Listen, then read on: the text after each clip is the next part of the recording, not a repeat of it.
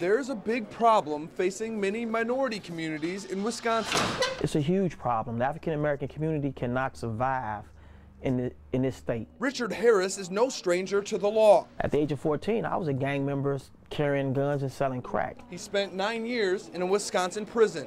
A 2007 report by the National Council on Crime and Delinquency showed Wisconsin is having the third most disproportionate rate of African American juveniles in the justice system, with African Americans 18 times more likely to be in detention centers than white youth, behind only North and South Dakota. It's a problem that has not gone unnoticed by the state. This is an area where Wisconsin does not want to be a leader. We do not want to be incarcerating our children. It is a recognized problem, and it's something that's being done on it on a state and local level.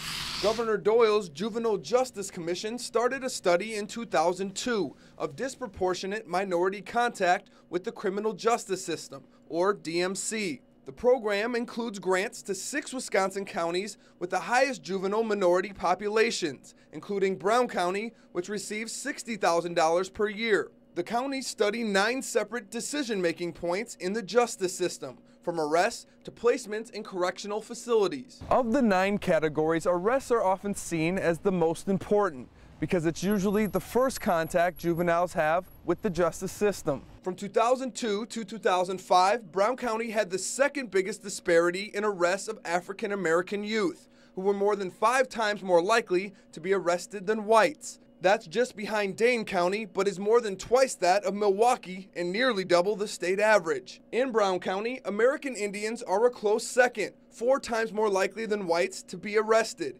Asian youth were arrested at just about the same rate as whites. There's no data for Hispanics. Is there racism in the justice system here? In Green Bay? No. I don't think so. I don't believe that. I've never seen it. And I wouldn't tolerate it if I did. Bill Galvin has been on the Green Bay police force for nearly 30 years and says the arrest rate reflects crimes committed. Are minorities committing that many more crimes in Brown County? Well, I would say it's the statistics seem to show that. We don't have a police force that represents the makeup of the community. Harold Hampton is a child welfare worker for the United Nations. He says it's impossible to have proportionate arrest rates with the disproportionate makeup of the police department. He says it's a matter of cultural understanding. Those are certain barriers that I have to overcome even in my own position working for the tribe. The same thing is going to hold true for a police officer working in an area where he is one color and it's such a diverse community. Of the 179 sworn officers in Green Bay, there are no African Americans, no Asians, 1 Hispanic, and 4 Native Americans. Galvin says the department gets hundreds of applications for very few openings and has trouble attracting minority candidates. It's not that we're not trying, but if you're looking for the best, and this person could be a very good candidate, but when you're only taking 2 or 3 at a time, it's very hard to try, and when you only have 2 or 3 minorities applying. The thing to do would be to recruit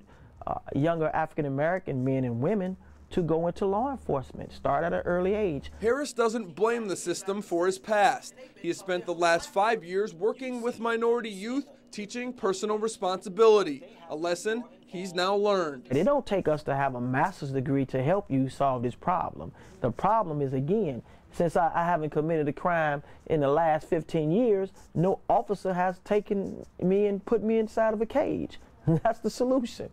Brown County's juvenile court supervisor says with the state's grant, they've been able to defer many cases from the court system to mentoring programs like My Brother's Keeper, run by former Packers running back Harry Sidney. We talk about about anger, about frustration, about drugs, about why aren't you respecting yourself? Now I know what to do. Harris agrees programs are the solution, but says it will take much more than what is being done now to affect change. If the Governor's Commission on the Race really wants to have an impact, then set aside some funds that can send minority youth to college so that they can get some of those seats of power within the system.